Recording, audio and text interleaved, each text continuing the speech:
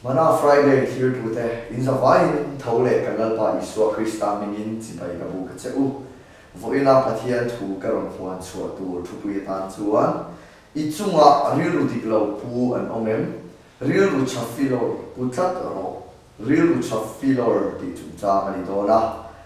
amasa in pathian thu lo ngai thang changchin cha lukasia pungso paru chang som thu tu po tlem te chungari long chu tam tak chunga po ari long chin tu po tlem te chungari long lo chu tam tak chunga po ari long lo chin ani tu po tlem te chungari long chu tam tak chunga ari long chin tu po tlem te chungari long lo chu tam tak chunga po ari long lo chin ani athulal pan kan satan man mit som sa rose amen achan puina le akhongai na dirin pathian ma ilo kunal Hallelujah, Amen. Min pangai tulal pa inela long thu kan sit se a irong puina sat mawangin in kan fake tulhula hianin lal pa hei kan mishing kan ni angin lal pa kan nun kan man chokna acham chuan rilu diklo tak putchang te kan neya chutia pokin kan chunga mi rilu chalo putchang te kan chia na tul kan chatlo na tul kan ta na pui tu rilu put tu na thin lung te sual be na wa lal pa lo nei te ong chi chung song song ka ra ko chuan nam chuan rilu chafilor puturin min ti a min du ani kha he thu ka rom puan chua tu kal kam hia na ngai tu le soi tu ngei po kan sa wagi ilamari lu dik tak rilu chafilor kan lo put se the ka tu ra min pui tu lo dik the ka turin nangin min chan pui la I khomai na kuta alal pa Isua Krista mingin long chu soi chu min ka lo di le Amen. Ole kan thu pui tu chu soi tong khat I chunga rilu diklo pu anong chinem rilu filor putat ro ti chungchang ani a finna kan ti hi ka ngai poi mo em chu ma ni thil kan lo ti swal to achanga thil kan lo in sir hianin a chu a chani mani thil kan hun kan to thil kan ti swal kan tanga tun nuwa tun huna kan lo in zir fin ani chuan chu thil chata ani a amai ro chu ai fin na chazo ka ti chu kan ti swal chawa kan zir chua ka fin na ni rualin midang te ti swal chang te midang te nun a chawa lo in zir thia midang te thil lo ton sia ko chawa lo in zir fia thiam hi fin na sa le zuani ka sia a pathian thu kan hu da na chu thu thung ruya mi te kha tu na ke ni chan dam fa ten ka lo in zir the na tu ra ta na lo in sia ka ni ti thu kan huang kha ni voina kanon pathian thu ko rom pon chwa tur po hi thu thung ruya mi te nu na changa ka lo in zir the Daniel nu na chang te Davida nu na chang te Misham sam nu na chang te kan in zir tur poi mo tak ron soi do na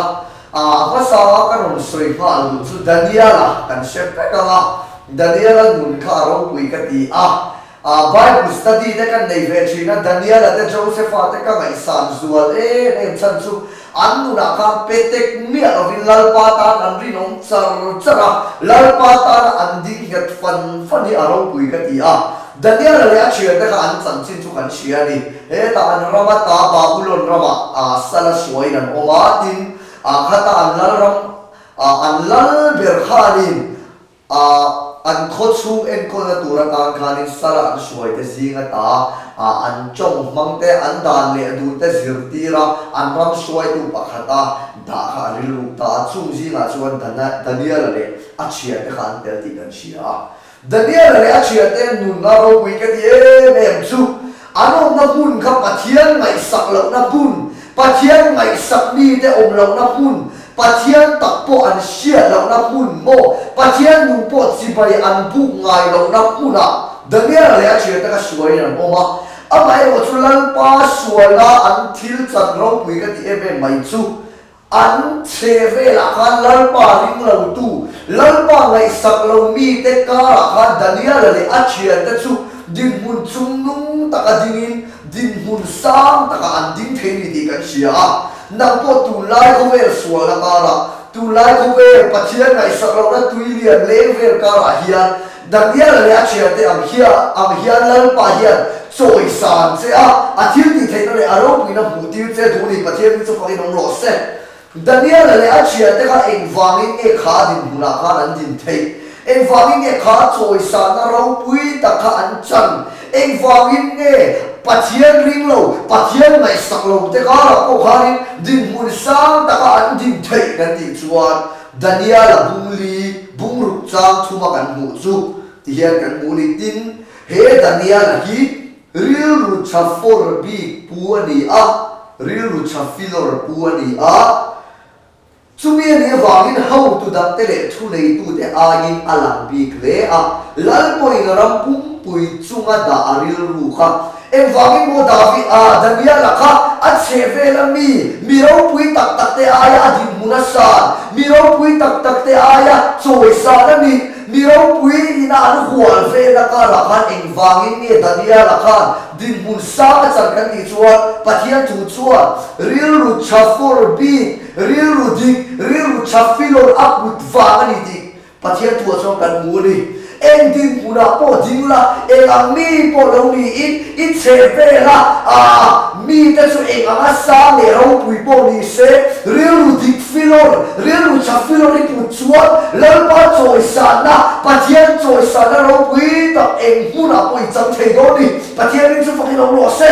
jo pa puria cha saria kan buangin i bullama te mala i to blama i liana i bullama mi te ngai san lo ni mala i to blama chuan mi te nun thak dang lam tu pathian la wanga jin mun sang tak a lan kai ni omang chumi ni theida tu chu eng tin mo Daniel aga rilu chafilor bi i putal tangina ni pathian mi chu fakin lo se chanda ba soilo Daniel kha din mun sanga om chan ka pathian tu ya chanda ba soivok lo chan pakhat lo soi chu mo kan chia chalenge he Daniel la ki real ru chapor bi puan ye wangin how to dang te thu nei tu te aina lang bi ka ti pathian mi chu fakin lo se real ru chafilor real ru dik pathian la mai pu chuan khoi mula po omin khoi din mula po lo ding mala lal pa choi sam na lal pa om pui na le lal pa du sakai chang se la pathian mi chu fakin lo se ni china kan pathian tu ron sia ra po khanin kan sia chrenga luka bungso paruk cha so thua khanin hallelujah amen luka bungso paruk cha so thua khan tu po the ta chungari long chu tam tak chunga po ri long chin tu po the ta chungari long lo chu tam tak chunga po ari long lo chin ani pathian mi so fakin lo se sang chen cha ma thai sia bungso di panga cha so pali cha so pali ate cha so di paru ka cha so thum te kan en chuan sia ro pathum le an pu chung cha kan hu a pakatin talen nga donga talen nga dangaron tipunga pakatin talen di donga talen di dangaron tipunga pakatin talen khata donga angai pokin at talen ron lale le a an pu ka at chuwa lung ni lo e ber ti thu kan mu ni unaw te win ngai ko chiang ve ma hin apu hamo apu ka cha na nei lo ni adi ka ta ka chuan ape chuwa ka angai pokin a mule le a ma cha na nei lo amai ro chu enge apu kha a huat em kan ti chuan kha boy kha real ru zong to real ru that chia real ru diklo real ru phakar ta ka puta wang kha an pu kha adin hun a enge alo omme to na ta kha apot niam le ni chu ta cha chiang em mai chu i real ru adiklo chuan real ru dik pathian na mai put lo chuan tu na i din hun omme na ta po ka po tha ni omang het he mathaya bung som di panga thua kan huang hian pathian mi so fakin lo se en wangin nge he pa chan sin cha mathaya sia bung som di panga mi hian po tha kan mi kan ti chuan aril ruwa dik lo iril ruwa dik lo chuan po tha ki ni om do amai ro chu iril ruwa dik chuan Daniel la le achia ta han ngai to ma te u an bul chan na ka ate ni o chia ro sal ni tu ra suai ni a sal ni tu ra suai ni si ka en wangin nge kha din mun sam ta ka an then en wangin nge kha din mun ro pui ta ka an chet Daniel ka lal tharan ma pia ka lal ber do tua a zel mai ni chu en wang mo rilu chapilor rilu dik aput wangani rilu dik lawi ku chuan po dia ni o mama rilu chapilor pathian ma rilu dik pute ro chuan choi sani ni zel do ni pathian ni chu fakin lo se hallelujah Joseph te Moses te Daniel te mo David te ka en wangin nge choi san an ni em vang nghe bul te ta ka changa ro pui ta ka choi sa an ni kan ti chuan ril ru ti lal pa man ku wang ani ril ru chafilor an ku wang ani David an nuna ro pui ka ti mai chu ni tin an nuna ri nom takin oma beram tlem te ave lai pun tlem te tan khan ri nom beram tlem te tan pun an nun na ka chang ngam hial khop khan David ka a wai senin David ka ril ru ti ka pu ni chu mi ril ru ti ka pu da wang chuan enge lo chan ta kan ti chuan Goliath tha ani the pa ni hết giờ bốc kia aru karin om nun tlem te chuarin om nun tu ma pu lo po rin om tat nu ni nei ni chuan inuna Goliath tha ang mai har sat na chorwa lo e ang lian po ka ne turin lam pa lo pui se do che lo ni pathian ni chu fakin ong lo se hallelujah amen lal pa hi van chata em karong bo tu ngai san tak khovel puma pathian ni nam pan em chuan hi ya soi rong bo la ka chan lai khan Pathian ni namin kausot tirkhan mi sang tam tak ma arong kala bol don ti himin sila ni di amay ro chu rong bola kan chan chuan mi sang chu khoi lawa mo asoi dan pe chuan kan rong bola khu se kan buat saya khan asang tel tel ni an lo kal lo fa ati ni chu mo asang tel an lo kal ati don mo kan ti asang tel tel ni an lo kal lo fa ati ni tiya asoi ni mi pa ni kan ning khom pon mi panga tan khan mo mi sang ma thu soi ang in kaung chi na ti eng wang nge chu ri lu chu aput kan ti chuan pathian ne ro pui ta ki a choi sang ti asia amai ro chu mi sang ma din ma khan mi panga ma lal pan ari om ngam do ren ti lo fi ma sa ni chu ro bo tu te u hei sia u di rau pui taka rong bol ta chu cha om rau pui taka lan pa na choi sa mi tam tak zinga rong bol ta ko cha om ai o chu lan pa hian tlem te a min fia do na ni ti sia ila mi sang te ma a thu i soya in buat sai na le i phur na ang chia kha mi so ma ko phurin in buat sai ro chu ri ru dik te sia ri ru chafilor pu te sia chu ni pathian mi chu fakin ong se ri ru dik kan pu da tu chu eng tin mo anga sabera chuan tlem te chuwa kan ri ong turani pathian chu fakin ong se Zakaria bungli chang so ba nge kan mu tlem te a bul chan na hi mu sit turani lo ti thu kan mu ni kha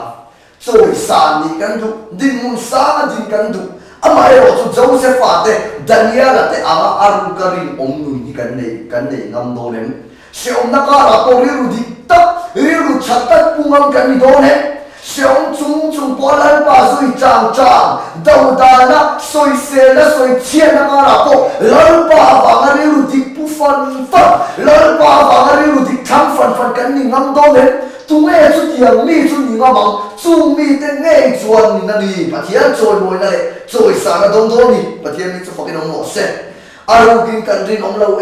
me ma mi nan mu don lo mo mi nan sia don lo chua kan that sia kan zom tho tu ma sia lo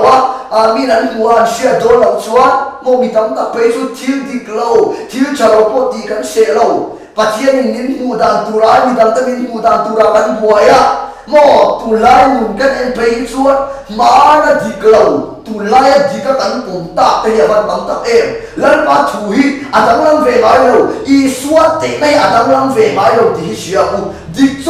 lo chu dik lo a thu a chang hian dik lo wi kan te pura ni kan ngai da na chang hian dik lo wi kan te pura ni lo ti te kha kan han soi bel dua o kan han soi bel se du ani ti chuan in le khoi muna po I oma eng din muna po I dina ril ru dik I put fan chuan a chung nu ngai om zeram hallelujah lumoi lo na kha na le nual na nei na sami ini chuan eng po ni ro I lumoi lo chan chu eng po ni ro se I kha chan chu eng po ni ro se nual na I to chin chan po eng po lo ni ro se ka silam che lumoi lo na kha na le inu na nual na nei na sami ini chuan hallelujah inu na hian nal pa chu sa na le ril ru chapilo ril ru di pusia ni lo ti lo se to dia Chronicles pakhat na bung song paru cha ko nge kan mu ala ba ru di tak tu te chunga atsak sia tilang turin lal pa mi chu khove la song song a lem roi chi ti thu kan mu li kha pathian mi chu fakin ong lo se tin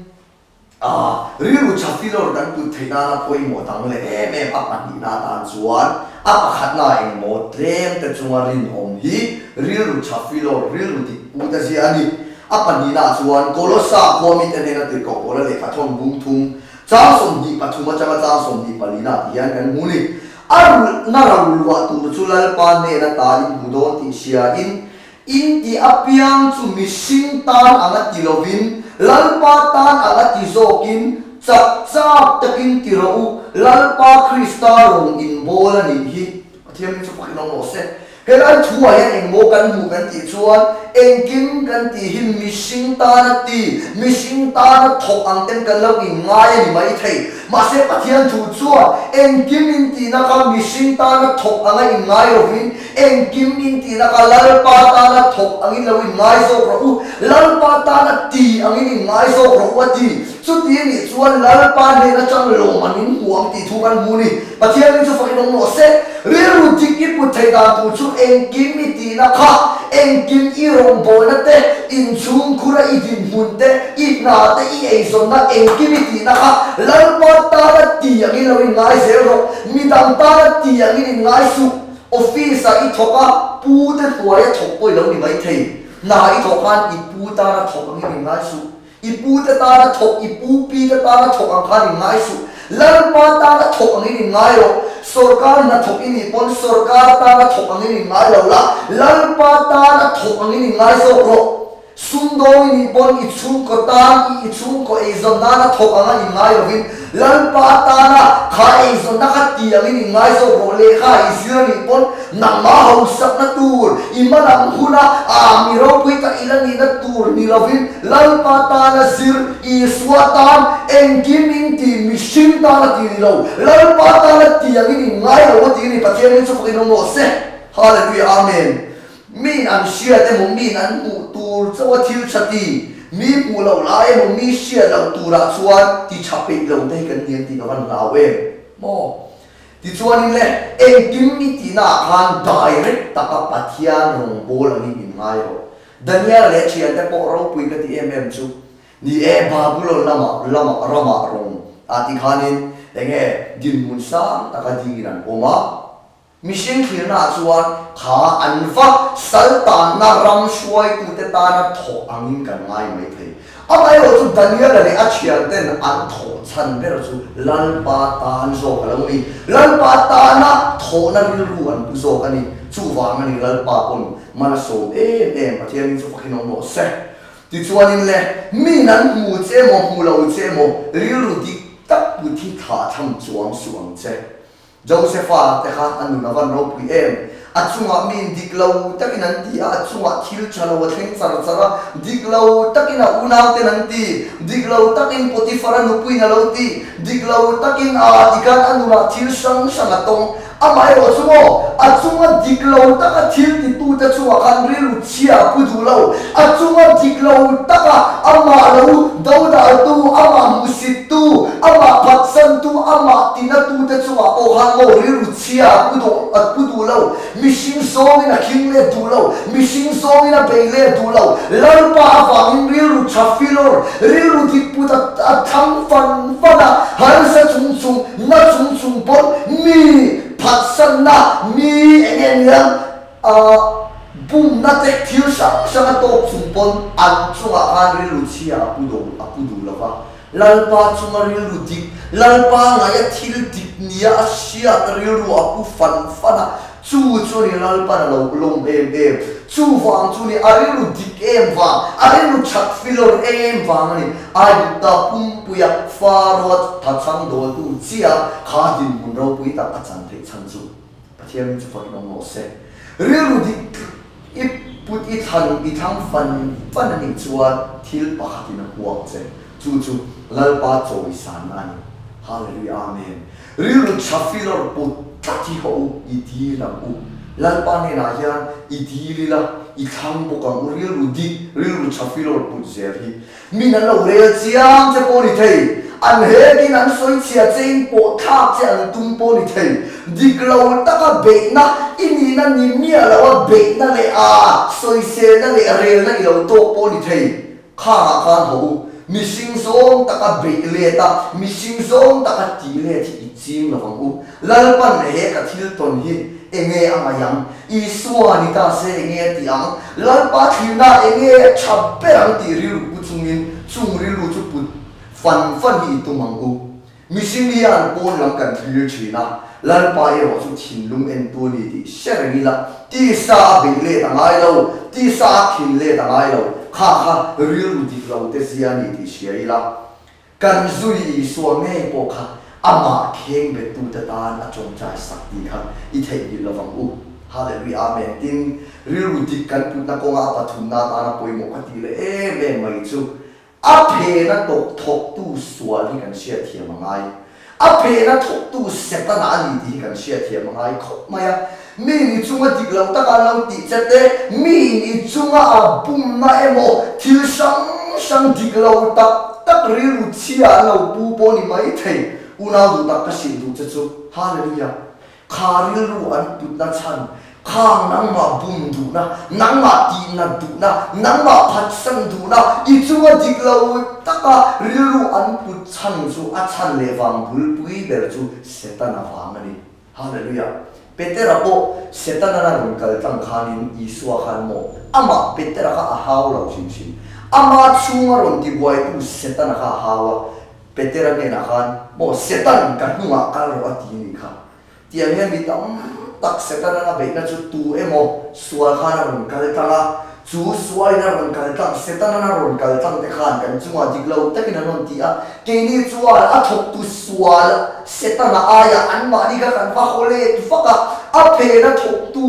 sual setana ka khosi lo khan an ma ni setana na ron kal tang machine ta ka kan lo hua kan be du lo wa machine zongin kan king le ta kan ti na plate ve da tu phu ba la dan tur kan ngai twa ke ma ni kan in ti na to na a thok tu sual setana be chu alo lang da ya khatian khan sual hian ver ther takin na lo thok chin ti hi sia ila ti sa takin ibe mo ti sa taka ka ngai poi mo em su ti sa taka ibe le no ti kha midang sil vak vak po ka chul chuang lo ni ti chuan le kristari lu ti kha ban sa mo na han ta ro soi to a enge kristari lu kan ti chuan thil cha la wa thung ru na hi setana ri lu ni thil cha la wa thung ru du na hi setana ri lu ni a missing rilu pathuma omani setana rilu oma missing rilu oma krista rilu ombo setana rilu chu thil cha lawa thungru duna setana rilu missing rilu chu thil cha thungru na thil cha law a thungru na kan chu an ti ang chi an chu ma ti le ve du na hi missing rilu ni a krista rilu ve thune ro chu hallelujah king be pu ta na chong chai sa ama phat san tu ama ti na tu ta na chong chai sa kan chuwa diklo taka lo ti te kan chuwa diklo taka rom che chin ta chung po a ril lu cha kan le na hi krista ril lu kan pu na chu me tir ko pola nen ti ge soi ke ni ro chuan krista ril lu kan pu ni he ril lu krista I suwa om kha lo om nang ma ni a lo om ve ro se ti ni kha hallelujah amen ril lu di tak pu ti du ni chuan krista ril lu pu thi rilu di tak kan pu thei dan tu su ni ti se thari la hallelujah amen lal pa hi van cha e johana le khathon pakhat na bung thung chang som ni pakhat ai nge kan hu kan rilu in thiam lo in chan tir lo chuan pathian lama kan huai ni ti ho rilu di pathian lama rilu di kom sia chumo kan rilu ngai tuana kan rilu chung ri la hian lalpa du da ni he ka ngai tuana lalpa du da ni ti khop rilu kan pu thei na kha krista rilu chu ni hallelujah lalpa la ka rilu huai kan nei thei dan tu chu ni pathian ni su fakin no se rilu di da rilu chafilor pu te hian mi chiat na soi ve ngai lo wa mi an te ngai lo wa mi an en sang ngai lo wa hallelujah o mi lo se thiam lok an mi lo se thiam lok ula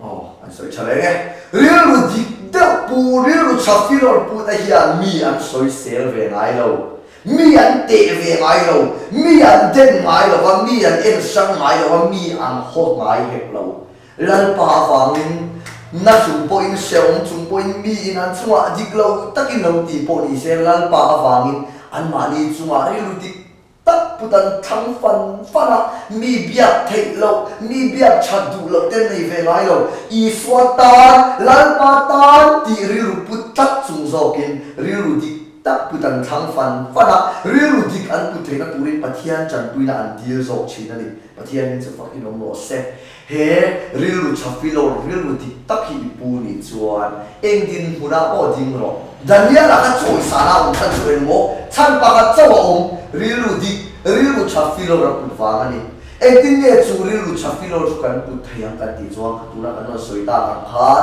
tem te chunga ri om fan na rilu te tu man mi no hudon lo po ni se kan thil ti chat thi tu man se don lo po ni se lal pa ta na ti lo kan ni le mi sin ta na ti kan ni lo thil cha I ti te mi chunga chati chua te kamo lal pa ta na ti a I ngai lo ni chuan I thil cha ma ti le te ni chunga thil cha ti le ve lo khan a chunga chu ti chuan ka ti saka mo a chunga chu mi chu ka pe a eng ma min ti le sak ve lo kha ri lu se ta na zia mi sing ri lu ver ter sual ka ka ro sual mai don ni lal pa tan zo I sual tan zo ti ka ni ti ri lu I put tak na ha ri lu cha filo I put na chu ni pathian ni se pa ke mo se tin tu na soi ta ang khan ri lu cha filo pu mi ta chuan mi an hek le ve ngai lo mi an soi sel ve ngai lo mi an den ve ngai lo mi an ho ve ngai lo lal pa wangin ri lu dik putan thang fan fana ri lu chia na te on kal sam pon lal pa ne ra chan tui dan di la ri lu cha filo ran put ta ta ri lu dik an put ta ta wang chuan lal pan an nu na chak sia an ti la a choi lal pa choi sa na le lal pan din mun sang ta ka la na chuan an lo om ta thi na ni ri lu cha filo ri lu dik tak lal pa na ma pu se a thei turin pathian ni lo chan pui se a cheu ro se a thu lal pan kan sa ta man ni som sak ro se amen